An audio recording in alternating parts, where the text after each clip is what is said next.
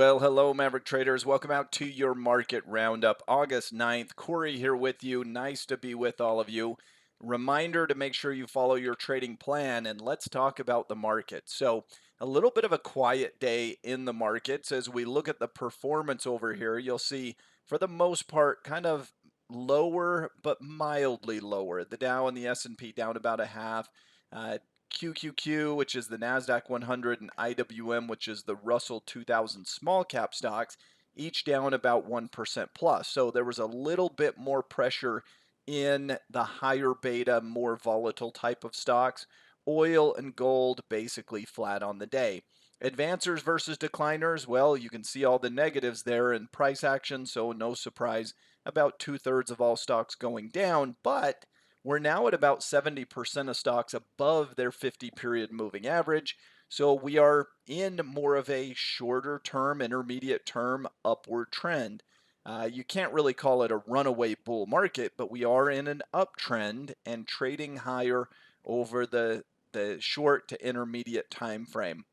On the daily news, so politics have certainly been in focus this week. There was the passage of the Inflation Reduction Act and then Trump's home being raided by the FBI, both big news stories. We'll see how things shake out. We'll see how things progress. The Inflation Reduction Act has more impact in terms of equities and how stocks move. Now, as we look at equities, so let's look at a chart of the S&P. There's a couple of interesting things going on here. You can see that this period here where we traded in a sideways range is exactly where we're at, trading in a sideways range. So I think that's kind of the symmetry of the price action. Now, this one left the consolidation on the downside. Will this one do the same? I don't think that we're going to see this same level of deterioration in such a quick period of time. I don't think it's going to be, a perfect imagery where it just follows that perfectly. But do we break down a little bit? My next thought as far as the trade opportunity is probably the next fear-based sell-off. If we get a little selling pressure here and it kind of picks up pace, people are going to say, oh, here we go again. This is the resumption. We're going to new lows and so on. So kind of the next panicky sell is probably a bit of a buy the dip opportunity. But as I've said last week and even more this week, I'm just not super excited about making a market call. I think we're in a consolidative mode. I think we're in a fade the rally and fade the sell-offs and just kind of a choppier environment. Certainly, I expected some rallies back here, but I don't think the risk to reward for buying where we're at is as favorable. I just think there's going to be a lot of choppiness, so try to pick your spots more carefully. As you look at the Nasdaq, similar. I mean, we're certainly in an uptrend, so you got to give the market credit. It's been strong. It's been upward trending. 20s above the 50 period. We've broken through some levels of resistance on the Nasdaq, but where do we go from here? Again, I think there could be a little bit of selling pressure that I don't know, tomorrow we might bounce, whatever, but I think there will be in the next week or so at least one attempt to kind of break the market. And my guess is that they bid it right back up, that this is a choppy market. It's not one that's going to really deteriorate on you. Now, as we look at the heat map, there was more green and energy. Part of what markets liked about that, so they've been watching Warren Buffett and Berkshire Hathaway, not only because they've got $100 billion plus in cash, so they can move various stocks, but also for the kind of the concept of what's their opinion on energy, and are they going to keep buying Occidental Petroleum, the symbol OXY, once they get to 20% position. Once they own 20% of the shares outstanding, will they stop there? And they actually went above that. What's interesting about that is it makes it that much more likely that maybe Berkshire will eventually buy the whole company, that this is a buyout candidate, and when it's trading in the 60s, the total buyout will probably happen in the 80s or 90s or something like that per share. So, and if they find that much value and want to put that much capital into Occidental, doesn't that in turn kind of imply that all these other companies that trade at similar valuations and have somewhat similar assets would trade higher as well if Warren Buffett, who's renowned for his fundamental analysis, is right about the business opportunity. So anyway, I think that was part of the news story there in Occidental, is that they took their stake up above 20%. And yes, that does make it absolutely more likely that eventually Occidental will be completely owned by Berkshire. I don't know if that'll happen in the near term, but it increases that probability. Semiconductors, you can see deeply in the red. There was news out, Nvidia cut revenue guidance and so forth. It was gaming more than anything else, but anything related to semiconductors, deep red there, deep red down here in the semiconductor space. So those were a couple of newsworthy items as far as the heat map. So as we look at the weekly outlook, I mean, again, I'm kind of neutral on the markets overall. I don't want to make big bets one way or another. I'm just going to try to pick my spots and look for favorable risk to rewards. But if you're just looking at it technically, you do have to kind of think that if we get that fear-based sell-off, you got to really consider buying. I mean, the short-term trend is up. We're making higher highs, and the next dip could be a higher low and so on. So it would be an interesting risk to reward opportunity if that materializes. Let's look at a few different names. Last week we added a neutral stock and it's gone sideways, which is nice. I think there's more of that to come, and we've got some bulls and bears to look at as well.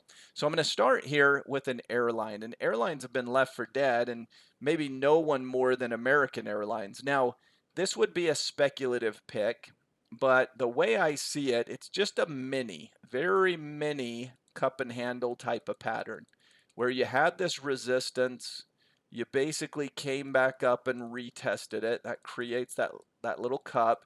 And then this would just be the handle. And all it takes is just kind of this little short-term chart. What I think happens here is this gets one more big burst up here into the 16 or so range. Now going from 14.60 to 16 bucks and you take a quick profit, not a bad risk to reward. If tomorrow we start to break down and really go below these moving averages, I don't think I'll attempt the trade unless it kind of just pierces and leaves a little shadow and climbs back up. That might be an even better setup, quite frankly. But assuming it trades down here and finishes below the moving averages, I'll just wipe this one away as even an idea. But I think there is a little short-term pop opportunity there in American Airlines. Usually I try to trade a little bit longer term than that, but that's an interesting, very short-term idea. You just almost a scalping type of idea where you're going to trade it for just a couple of days and take a quick profit. Qualcomm, what I think is happening is somewhat of a basing pattern, and it's pulled back. We talked about the weakness in semiconductors, but I suspect that I want to be a buyer of Qualcomm here again for a trade. Now this one, on the other hand, I would play for multiple weeks. I think we can get back up there in the 150s, 155 range, quite in probably to 155. We can get up there with relative ease. So I'm looking at this as something that I would consider a buy the dip opportunity.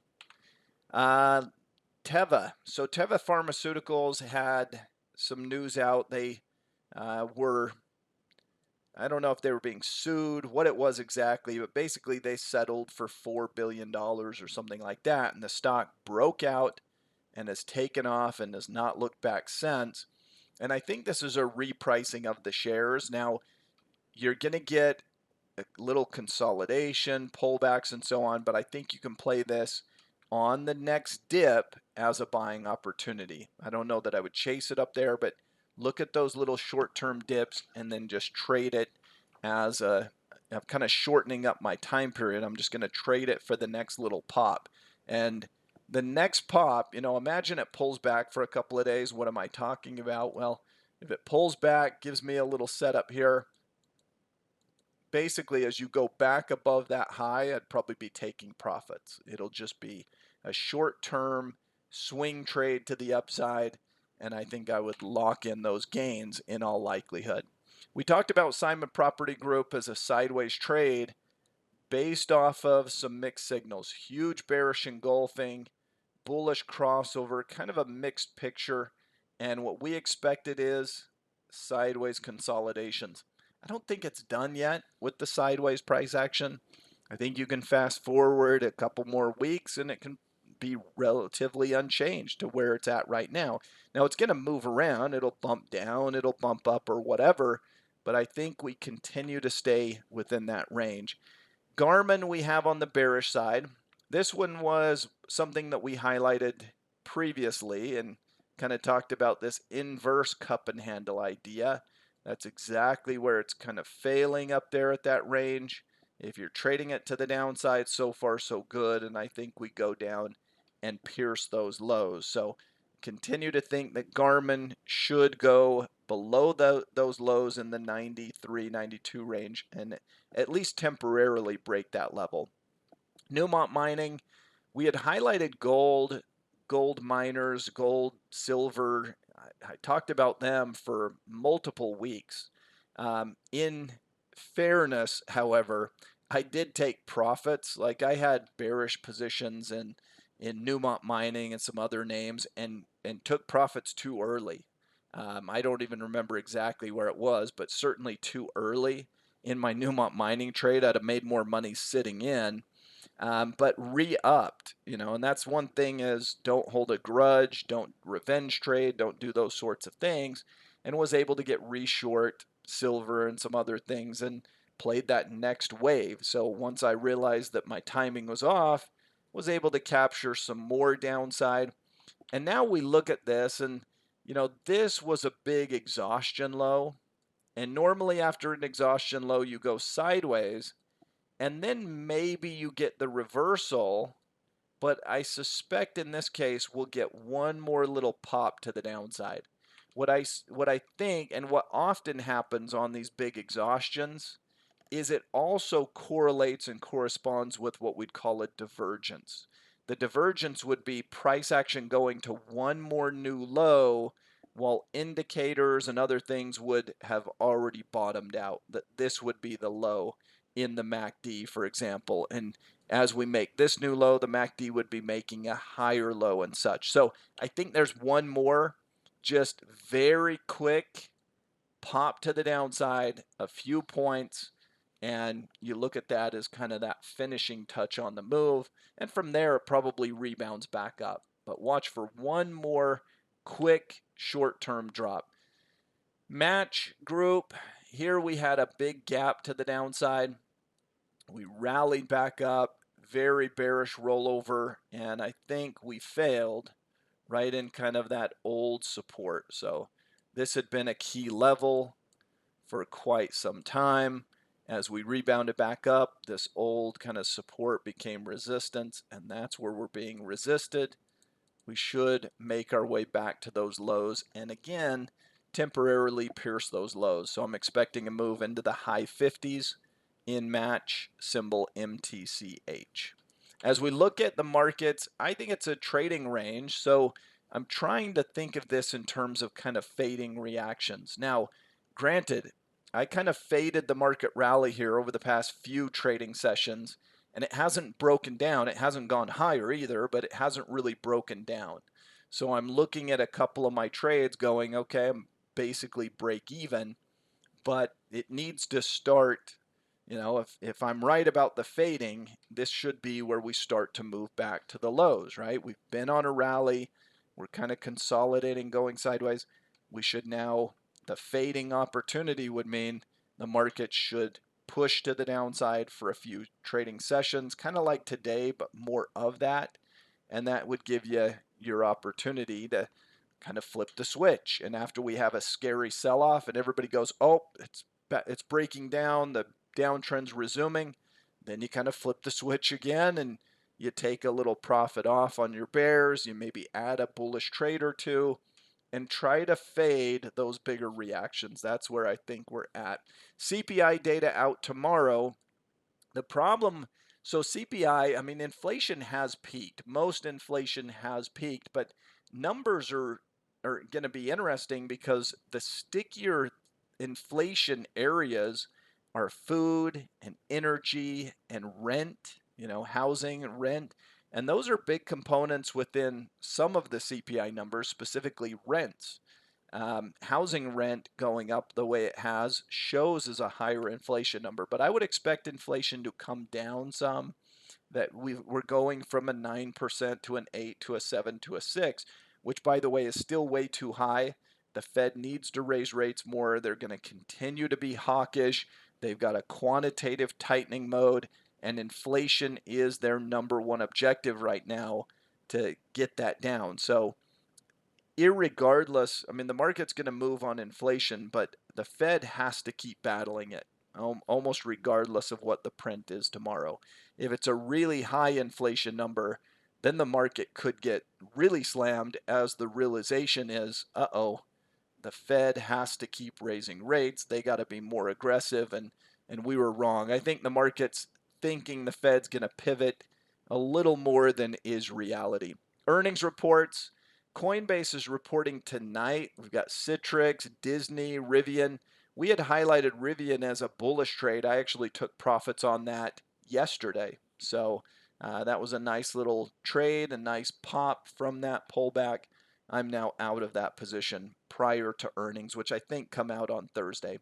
Hope you've enjoyed this market roundup. As always, have a great week. Let us know if you have any questions, and we will see you all next time. Goodbye, everyone.